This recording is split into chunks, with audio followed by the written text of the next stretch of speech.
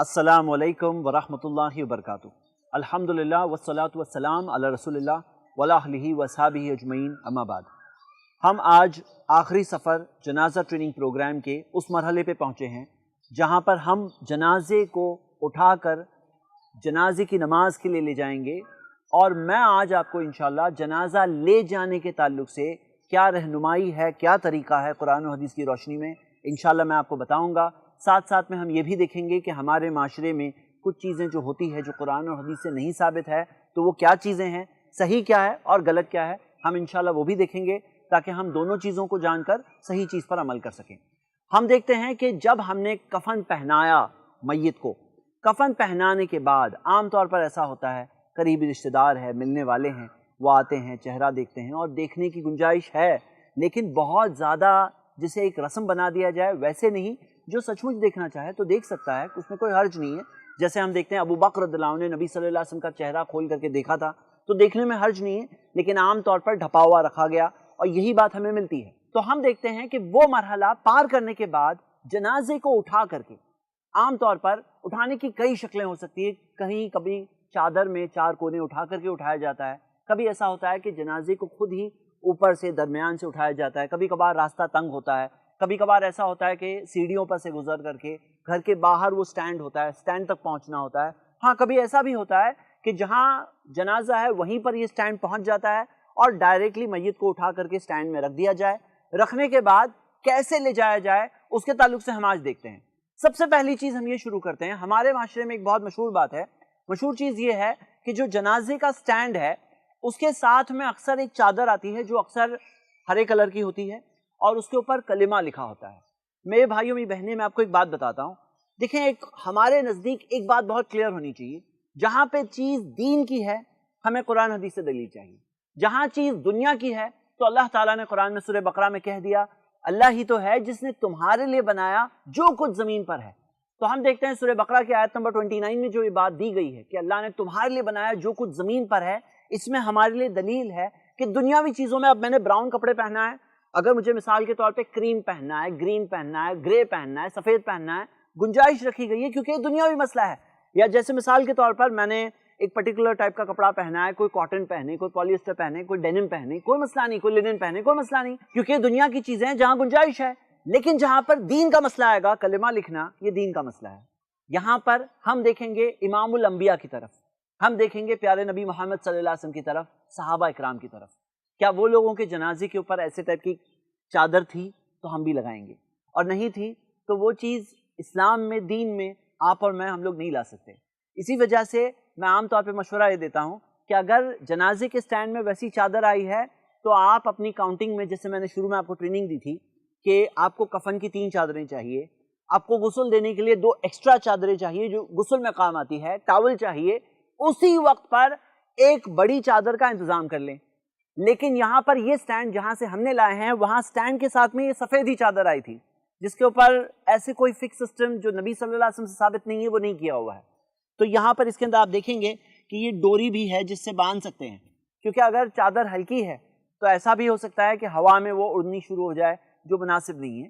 تو چادر تھوڑی بڑی ہو اس سے کہ دونوں طرف سے نیچے آ جائے، اور جب کوئی چیز نیچے چلے آتی ہے تو وہ اڑتی نہیں ہے۔ ہاں اگر تھوڑی چھوٹی پڑ گئی، اگر اس کی چوڑائی چھوٹی پڑ گئی تو وہ چلتے وقت ہو سکتا ہے اڑنا شروع ہو یا اس کا وزن نہ رہے، تو ویسے بھی نہیں ہونا چاہیے۔ دوسری چیز ہم یہ دیکھتے ہیں عام طور پر ہمارے معاشرے میں بہت سے لوگ نیکی کے جذبے سے ایک یہ کام کرتے ہیں کہ اس کے اوپر ایک پھولوں کی چادر ڈال دیتے ہیں۔ اب پھولوں کی چادر ڈالنے میں شاید کوئی اچھا ہی مقصد ہوگا، لیکن ہم کیا دیکھتے ہیں کہ جو جنازے والا جو پورا مسئلہ ہے، جو ہم جنازہ لے جا رہے ہیں، یہ دین کا مسئلہ ہے، اور دین میں ہم نبی صلی اللہ علیہ وسلم سے آگے نہیں بڑھیں گے، ہم صحابہ اکرام سے آگے نہیں بڑھیں گے۔ اللہ نے قرآن میں کیا کہا؟ یا ایھا الذین آمنوا لا تقدموا بین یدی اللہ ورسولہ واتقوا اللہ۔ سورہ حجرات کی پہلی آیت ہے، اے ایمان والوں اپنے آپ کو اللہ اور اس کے رسول سے آگے مت کر دو، واتقوا اللہ، اللہ سے ڈرو۔ تو ہم ایسے پھولوں کی چادر نہیں لگائیں گے، اس لیے نہیں لگائیں گے کیونکہ اللہ کے رسول صلی اللہ علیہ وسلم سے ثابت نہیں ہے، نبی صلی اللہ علیہ وسلم صحابہ اکرام سے ہوتا ہے تو بالکل ہم کرتے ہیں، اس میں کوئی مسئلہ نہیں ہے۔ میرے بھائیوں میری بہنیں، میں آپ کو ایک بات بتا دیتا ہوں، دیکھیں بہت سی چیزیں جب ہم کریں گے تو ہمیں یہ بات کا دھیان دینا ہے کہ شریعت میں کیسے ثابت ہے، وہ جو ثبوت کے دائرے میں ہے وہ دائرے میں کریں گے تو اصل ہمیں بھی فائدہ ہوگا اور جن کا انتقال ہوا انہیں بھی فائدہ ہوگا۔ آئیے ہم دیکھتے ہیں کہ کیا ثواب ہے اس طرح سے جنازے میں شریک ہونے کا. جو لوگ اٹھاتے ہیں جنازے کو، اٹھا کر کے لے جاتے ہیں، تو اس کا کیا ثواب ہے، کیا اجر ہے. آپ دیکھیں گے کہ اللہ کے رسول محمد صلی اللہ علیہ وسلم نے فرمایا، صحیح مسلم کی حدیث ہے، حق المسلمی علی المسلمی ستن، مسلمان کے دوسرے مسلمان پر 6 حق ہوتے ہیں، اور وہ 6 حق میں سے 2 حق ہے وَإِذَا مَرِضَ فَعُدْهُ، جب بیمار ہو تو عیادت کرو، وَإِذَا مَاتَ فَاتَّبِعْهُ، اور جب وہ مر جائے تو اس کے جنازے کے پیچھے چلو. یہ کیا ہے؟ یہ حق ہے. کس کا حق ہے؟ مرنے والے کا حق ہے.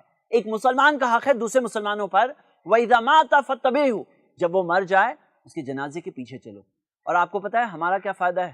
مسند احمد میں صحیح سند سے حدیث ہے، پیارے نبی محمد صلی اللہ علیہ وسلم نے فرمایا، عود المریض، مریض کی عیادت کرو، واتبعوا الجنازہ، جنازے کے پیچھے چلو، تذکرکم الآخرہ، تمہیں آخرت کی یاد آ جائے گی. جب ہم مریض کی عیادت کرتے ہیں نا تو ہمیں احساس ہوتا ہے کہ ہم کیسے کمزور ہیں. جب ہم جنازہ اٹھا کر کے جاتے ہیں تو ہمیں احساس ہوتا ہے کہ ہم خود کتنے کمزور ہیں، اور ہم سب دنیا میں تھوڑے دنوں کے لیے ہیں، ہم سب کو بھی اسی طرح سے جانا ہے. تذکرکم الآخرہ، تمہیں آخرت کی یاد آ جائے گی. اور میرے بھائیوں میں بہنیں، آپ کو بہت مشہور حدیث شاید پتہ ہوگی، صحیح بخاری کی حدیث ہے جنازے کے نماز کے اجر کے تعلق سے، کہ ایک پہاڑ کے برابر، اور تدفین تک ساتھ میں رہیں تو 2 پہاڑوں کے برابر.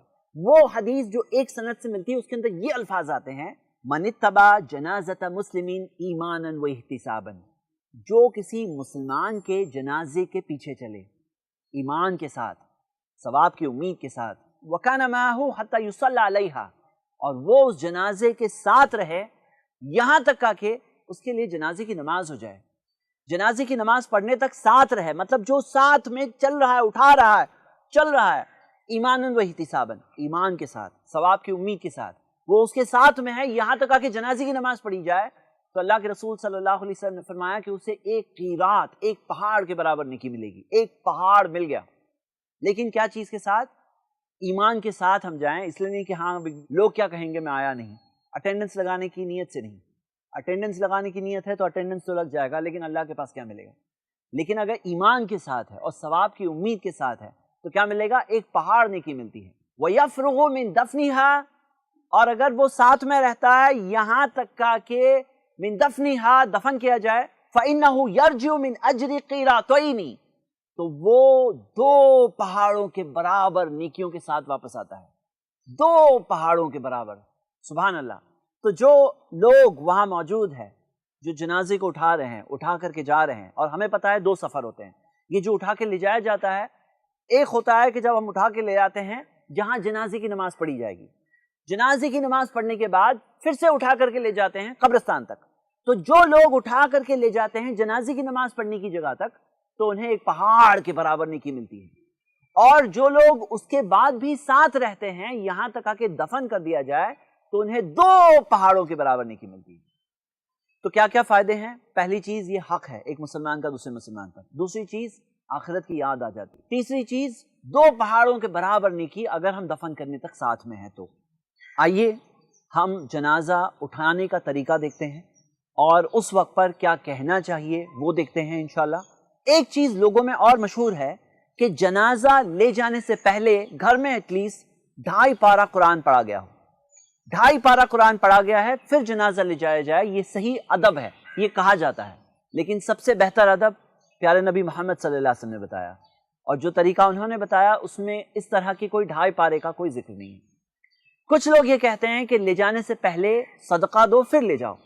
میں آپ سے کیا بات کہہ رہا ہوں، صدقہ دو کون منع کر رہا ہے؟ صدقہ کبھی بھی دے سکتے ہیں، لیکن اگر ہم وقت خاص کریں گے، کوئی بھی عبادت کا وقت خاص کریں گے، جگہ خاص کریں گے، اس کی مقدار، اس کا نمبر خاص کریں گے، اس کو کرنے کا مٹیریل خاص کریں گے، اس کو کرنے کا کوئی خاص طریقہ ہم بتائیں گے، اس کو کرنے کی کوئی خاص وجہ ہم بتائیں گے، سبب بتائیں گے، اور اسے کرنے کی کوئی خاص ترتیب بتائیں گے. یہ 7 پوائنٹ یاد رکھیے. تو وہاں پر ہمیں دلیل چاہیے قرآن سے، حدیث سے.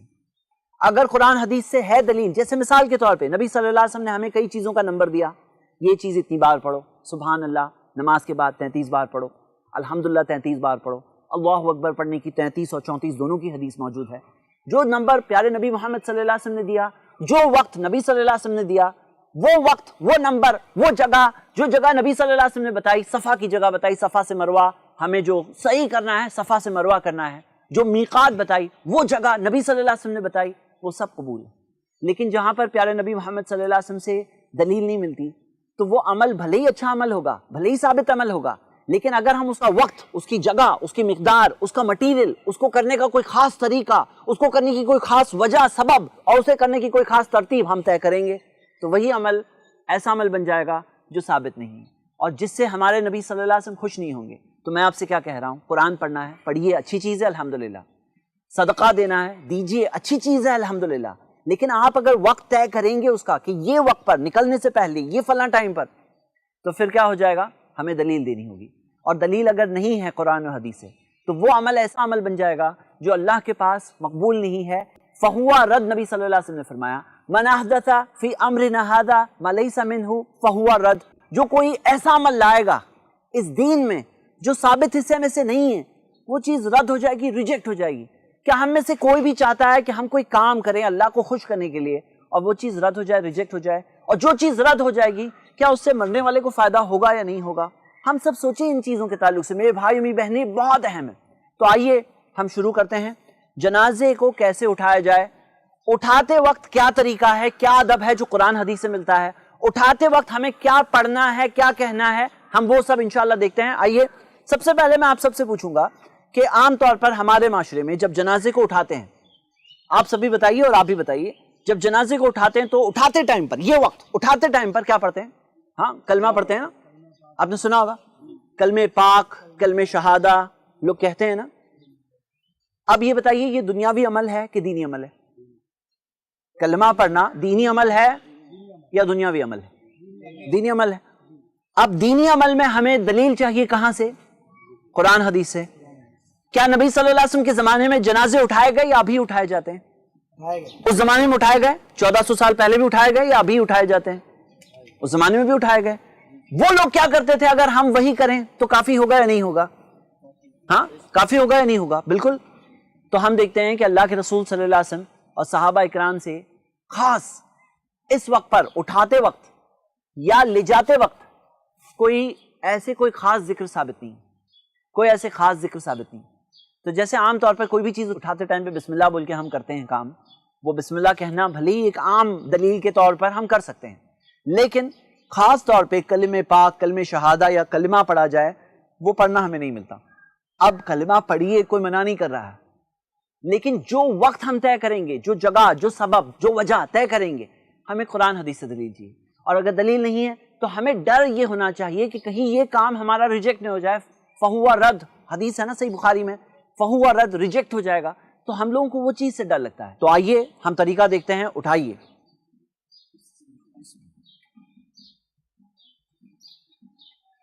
جب یہ اٹھاتے ہیں تو ہمارے معاشرے میں ایک اور چیز بہت مشہور ہے۔ کیا بات مشہور ہے آپ کو معلوم ہے؟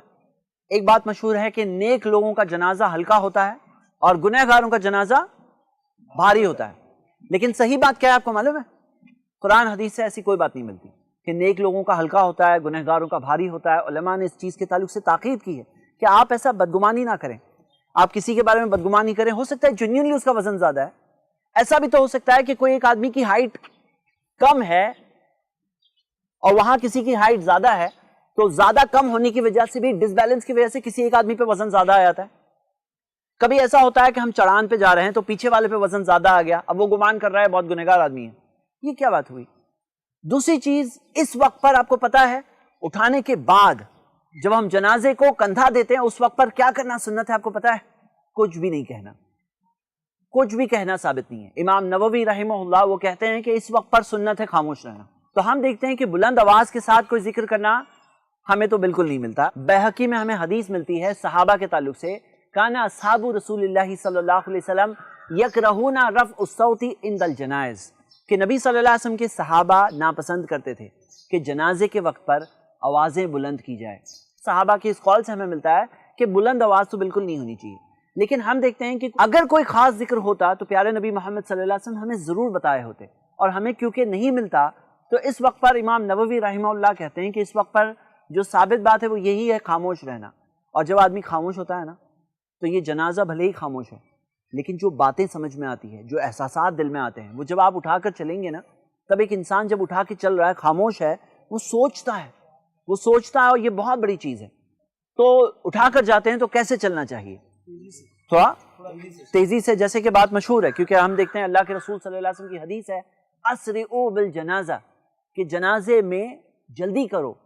فَإِن تَكُ صَالِحَةً خَيْرٌ تُقَدِّمُونَهَا، اگر وہ نیک ہے تو انہیں اپنے مقام تک جلدی پہنچاؤ. وَإِن يَكُ سِوَىٰ ذَلِكَ، اگر وہ نیک نہیں ہے فَشَرٌ تَدَعُونَهُ عَنْ رِقَابِكُمْ، تو اپنی گردن اپنے کندھوں کے اوپر سے اس بوجھ کو ہٹاؤ. تو ہم دیکھتے ہیں اللہ کے رسول صلی اللہ علیہ وسلم نے یہی سکھایا کہ جنازے میں ہمیں جلدی کرنا چاہیے. اور یہ چیز معروف اور مشہور ہے. عام طور پہ دنیا کے لوگ کیا بولتے ہیں، کوئی چیز لے جانا ہے بولیں گے آہستہ آہستہ لے جاؤ بھائی، آہستہ آہستہ لے جاؤ. بلکہ ایسا ایک واقعہ ہوا تھا صحابہ کے زمانے میں، جو آگے کے دور میں جو صحابہ موجود تھے تابعین کے دور تک، اس زمانے کی بات ہے. عبد الرحمن بن سمرہ رضی اللہ عنہ کا انتقال ہوا تھا. ان کا جنازہ جب لے جا رہے تھے تب ایک واقعہ ہوا تھا.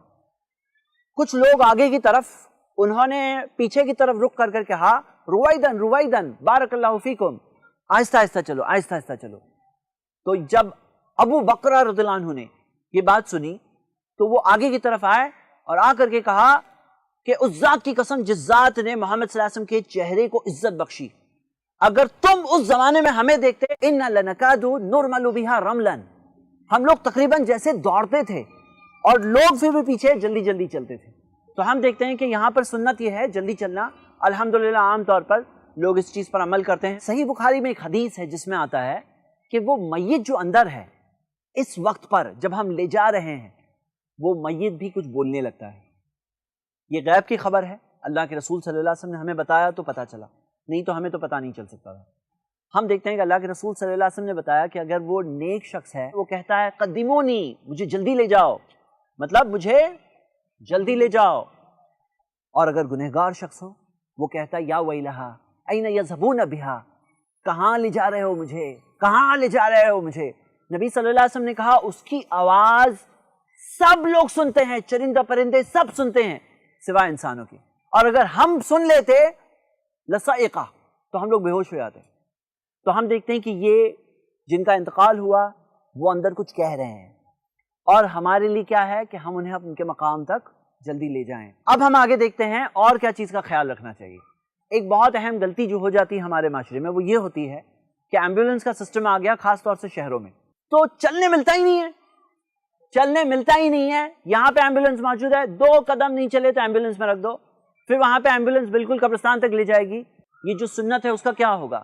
تو اگر مجبوری ہو، قبرستان مان لیجئے دور ہے، زیادہ لمبا سفر ہے، بیچ میں ٹریفک جام ہماری وجہ سے ہو سکتا ہے، کوئی ایسا بہت بڑا پرابلم ہو سکتا ہے، مجبوری ہے، اور اگر ایمبولینس لینا ہی ہے تو کم سے کم آگے کھڑا رکھو تاکہ ہمیں تھوڑا تو چلنے ملے، ہمیں تھوڑا جانے ملے اور اس سنت پر عمل کرنے ملے. کیوں؟ جب یہ لے جاتے ہیں نا تو جتنے لوگ راستے میں ہوتے ہیں نا سب کو عبرت ملتی ہے، سب کو ایک نصیحت ملتی ہے. اور میں آپ کو ایک بہت پیاری حدیث سناؤں گا ابھی. یہ حدیث ابو داؤد میں ہے، حدیث کی سند صحیح ہے. اللہ کے رسول صلی اللہ علیہ وسلم جنازے میں شامل تھے اور سواری کے لیے ایک جانور لایا گیا. نبی صلی اللہ علیہ وسلم نے منع کیا. جنازہ لے جایا گیا، جب فارغ ہو کے واپس آ رہے تھے تب پھر سے وہ جانور لایا گیا تو اللہ کے رسول صلی اللہ علیہ وسلم تب سوار ہو گئے. صحابہ نے پوچھا نبی صلی اللہ علیہ وسلم پہلے تو منع کیا آپ نے، ابھی جو آپ سوار ہوئے ہیں، جو ان سے سوال پوچھا تو اللہ کے رسول صلی اللہ علیہ وسلم نے یہ بات بتائی، اور جو بات بہت ہی پیاری بات ہے. اللہ کے رسول صلی اللہ علیہ وسلم نے فرمایا ان الملائکۃ کانت تمشی، فرشتے چل رہے تھے، فلم اکن لارکب وهم یمشون، تو میں کیسے سوار ہو جاؤں جب فرشتے چل رہے ہیں. تو جب ہم چل کے جاتے ہیں نا جنازے میں تو یہ خیال ہمارے ذہن میں ہونا چاہیے فرشتے ساتھ میں چل رہے ہوتے ہیں. پھر نبی صلی اللہ علیہ وسلم نے فرمایا فلما ذهبوا رکبت، جب فرشتے چلے گئے تو میں سوار ہو گیا. یعنی کہ وہ واپسی کے وقت میں فرشتوں کے تعلق سے ذکر نہیں آتا ہے، جب لے جاتے ہیں تو فرشتوں کے تعلق سے ذکر ملتا ہے.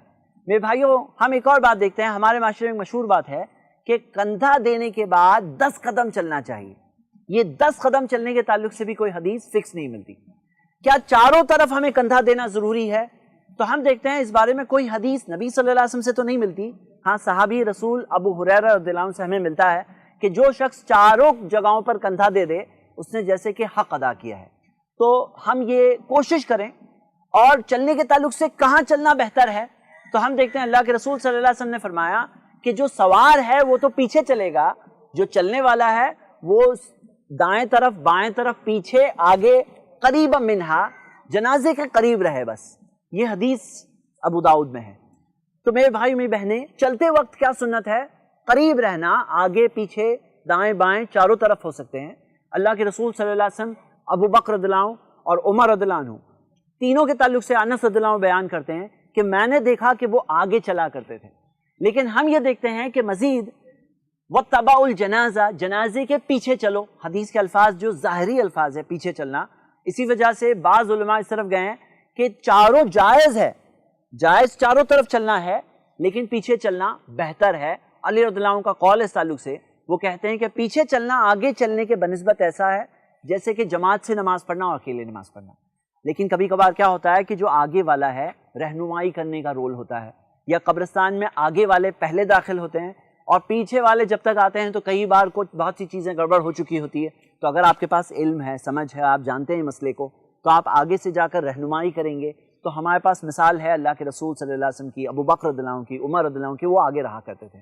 آئیے ہم دیکھتے ہیں کچھ ایسی اور چیزیں جو الگ الگ جگہوں پر الگ الگ قوموں میں ہوتی ہیں اور جو قرآن و حدیث کی روشنی میں صحیح نہیں ہے. ایک چیز ہے کہ جنازے کے دوران میوزیکل انسٹرومنٹس، جسے فیونرل بینڈ کہا جاتا ہے، ایسے گانا بجانا ساتھ میں لے جایا جائے. اسلام میں یہ چیز بالکل منع ہے، یہ اسلامک سسٹم کے بالکل خلاف ہے. سنن ترمذی میں تو الٹا یہ حدیث ہے، نبی صلی اللہ علیہ وسلم نے فرمایا فی ہذہ الامہ خسف ومسخ وقذف، اس امت میں کچھ لوگ زمین کے اندر دھسائے جائیں گے، ان کے چہرے بدل دیے جائیں گے، ان پر پتھروں کی بارش ہوگی. جب ان سے پوچھا گیا متی ذاک، یہ کب ہوگا؟ تو اللہ کے رسول صلی اللہ علیہ وسلم نے فرمایا اذا ظہرت القینات، جب گانے والیاں عام ہو جائے، والمعازف، جب میوزیکل انسٹرومنٹس عام ہو جائے، وشربت الخمور، اور شراب عام طور پہ پیا جانے لگے. تو میوزیکل انسٹرومنٹس کی وجہ سے اس دنیا میں بھی سزا آئے گی. یعنی موسیقی کے آلات جو ہوتے ہیں، میوزیکل انسٹرومنٹ ہوتے ہیں، میوزک جو ہے وہ اسلام نے منع کیا ہے، اسلام میں منع ہے، حرام ہے. تو ایسے وقت پر جب کوئی شخص جا رہا ہے، یہ چیز نہیں صحیح. ایک اور چیز ہے، کچھ جگہوں پہ کلچر ہوتا ہے سلو سپیڈ میں چلنا. سلو سپیڈ میں چلنا اسلامک سسٹم کے مطابق نہیں ہے.